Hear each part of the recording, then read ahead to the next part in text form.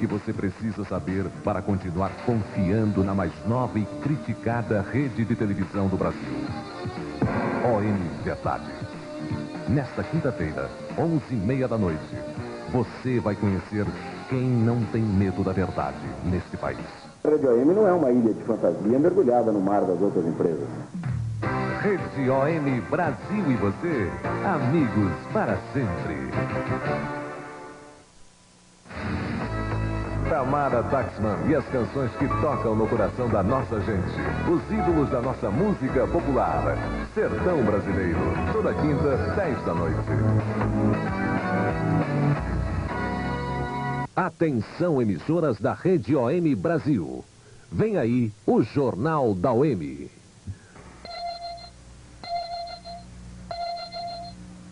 O secretário nacional de comunicações, Nelson Marquesan, vai deixar o governo amanhã.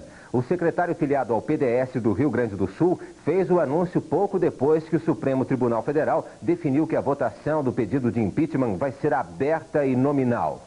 A sessão do Supremo, que durou mais de 8 horas, decidiu também que o presidente não vai ter um prazo maior para a defesa, como queria o governo. Está no ar o Jornal da OM com as últimas notícias da noite.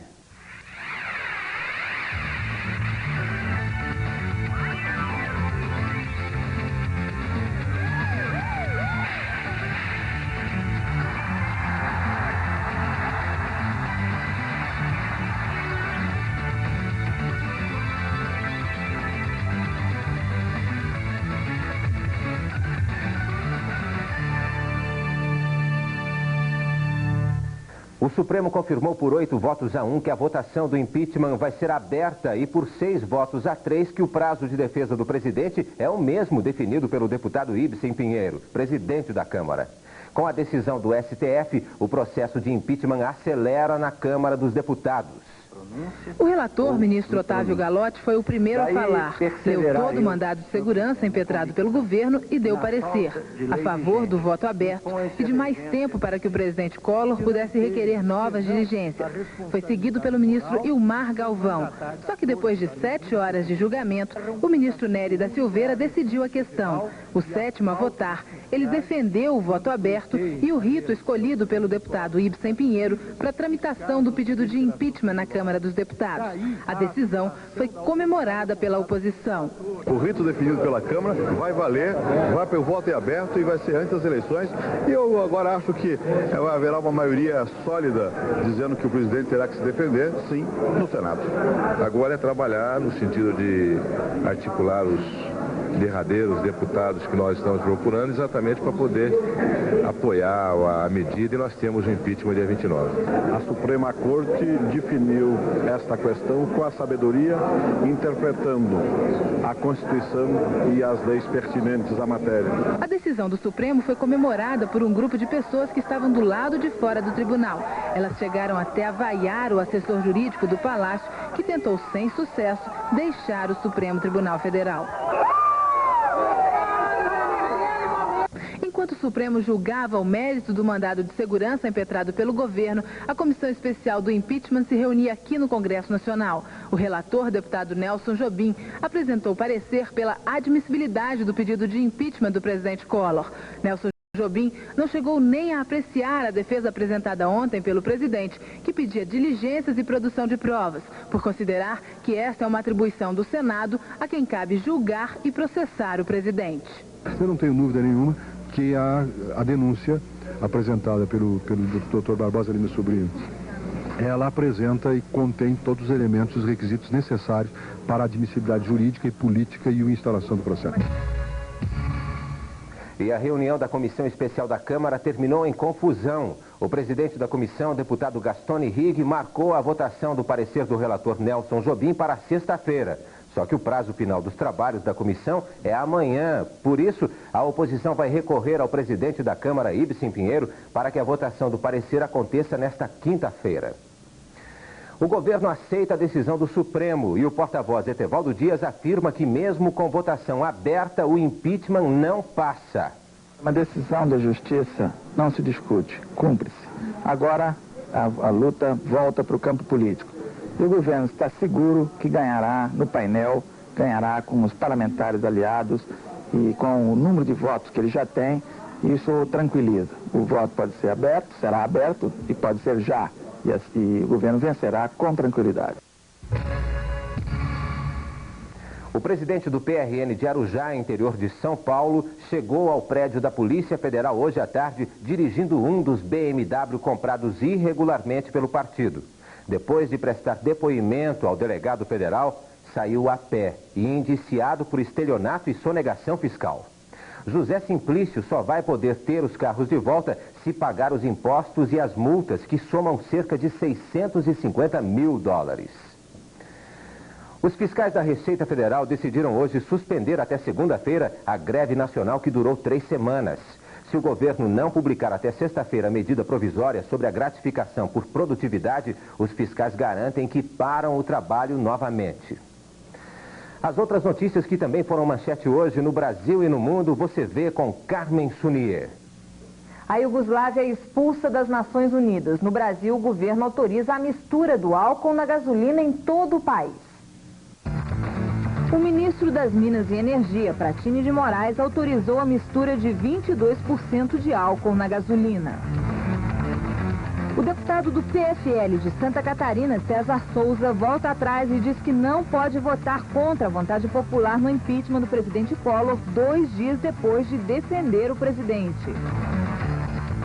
Os estudantes de Florianópolis saíram às ruas para pedir mais uma vez o impeachment do presidente Collor e mais ética na política. Os funcionários do Banco do Brasil de Recife fizeram um dia de paralisação para protestar contra a permanência de Lafayette Coutinho na direção do banco. Bancários de Curitiba e do Rio pararam para pedir melhores salários e se preparam para uma greve geral no dia 30. A polícia apreendeu 50 mil dólares em equipamentos eletrônicos contrabandeados do centro do Rio de Janeiro. Cientistas da NASA estão em Recife para estudar os efeitos da camada de ozônio nas regiões Nordeste e Sudeste do Brasil. A Iugoslávia é o primeiro país expulso da ONU em 47 anos de existência da organização. 30 pessoas morreram num temporal que atingiu a Inglaterra, França e Itália. O Jornal da OM volta depois dos comerciais com os seguintes destaques. Uma favela do Rio de Janeiro é a primeira da América Latina a ter uma central telefônica. Estreia em Curitiba a peça Trapo, baseada no romance do escritor paranaense Cristóvão Teza.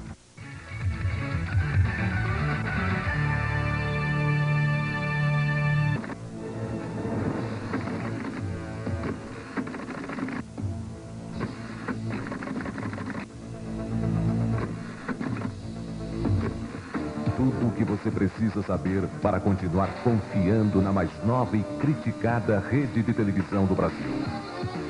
OM Verdade. Nesta quinta-feira, 11h30 da noite, você vai conhecer quem não tem medo da verdade neste país. A Rede OM não é uma ilha de fantasia mergulhada no mar das outras empresas. Rede OM Brasil e você, amigos para sempre. No ar, um convite irrecusável. Viasa. Viasa oferece muito mais do que você imagina. Modernos DC-10 intercontinentais. Um excelente serviço de bordo com cardápio internacional. Voos de classe para Caracas, Aruba, Miami, Nova York, Havana e mais de 30 destinos internacionais. Na sua viagem a turismo ou a negócios, peça Viasa. Pensou Caribe? Pensou Viasa. Linhas aéreas venezuelanas. Amanhã, a batida diferente do YouTube. E os primeiros passos da Dance Music com Formation Society. E Pet Shop Boys. Clip Trip. Amanhã, 11 da manhã. Gazeta, nova força do ar. Novo DCI, o fast food em economia e negócios. Na primeira página, um resumo mais abrangente, ágil e saboroso. Dentro do jornal, a informação mais completa. e com as notícias mais quentes do mercado. DCI, a maneira mais gostosa de ler sobre economia e negócios. Novo DCI. Descubra quem está fazendo sucesso em Miami. Onde comprar, como investir. Todas as dicas no programa Magna Vita. Toda quinta, 11h30 da noite. Oferecimento. Varig. Acima de tudo, você. Ômega. Absoluto.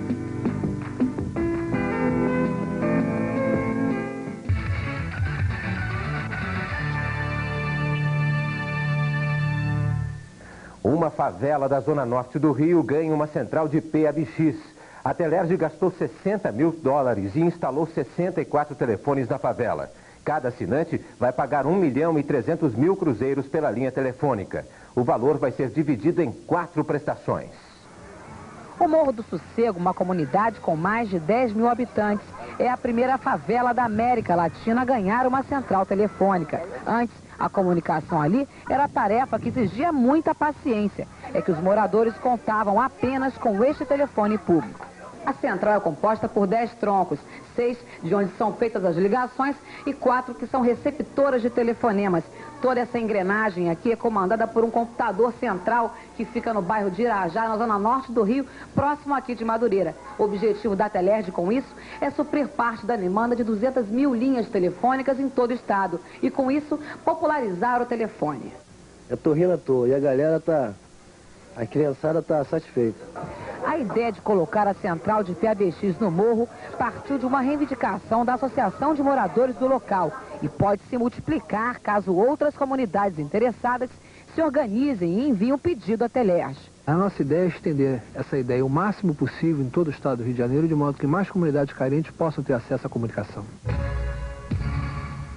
A mãe do presidente Collor, Dona Leda Collor, passa o melhor período de sua evolução desde que foi internada na quinta-feira passada na clínica Procardíaco, no Rio.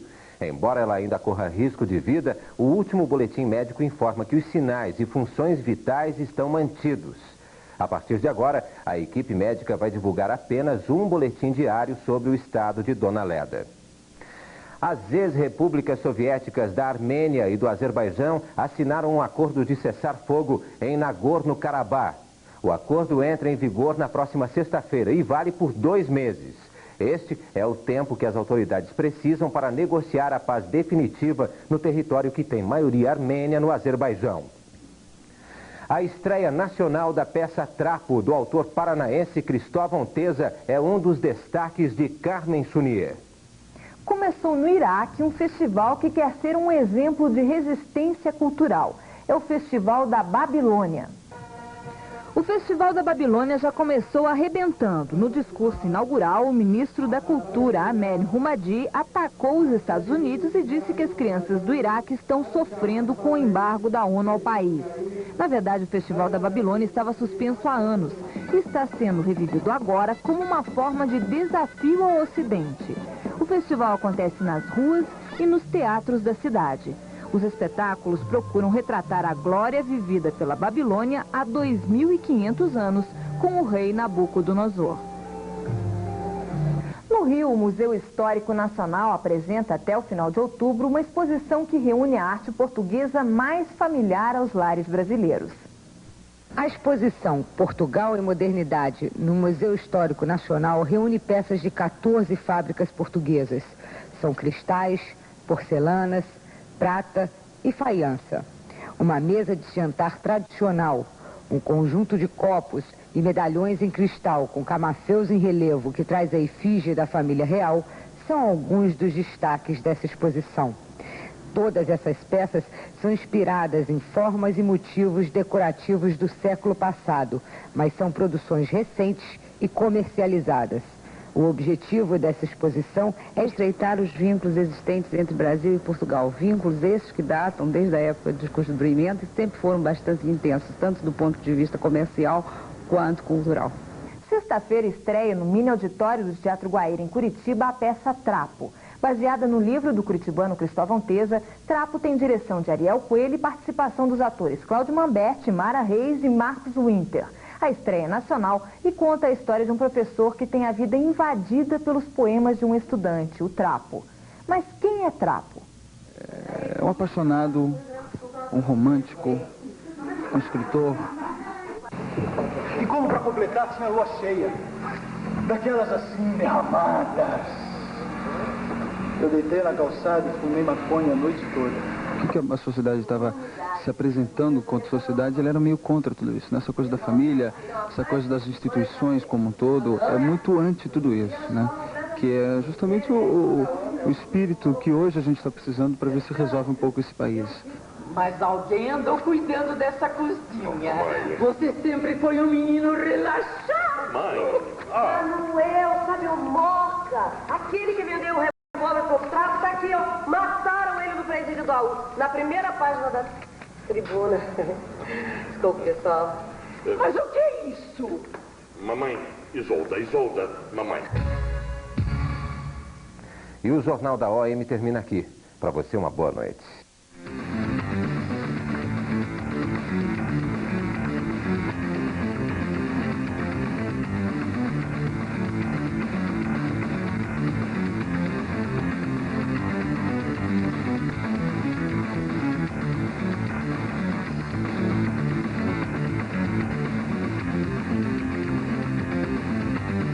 Todo sábado, a alegria e a descontração do programa mais animado da TV brasileira. Zona Franca, 9 e 10. Rede OM, a primavera chega mais cedo.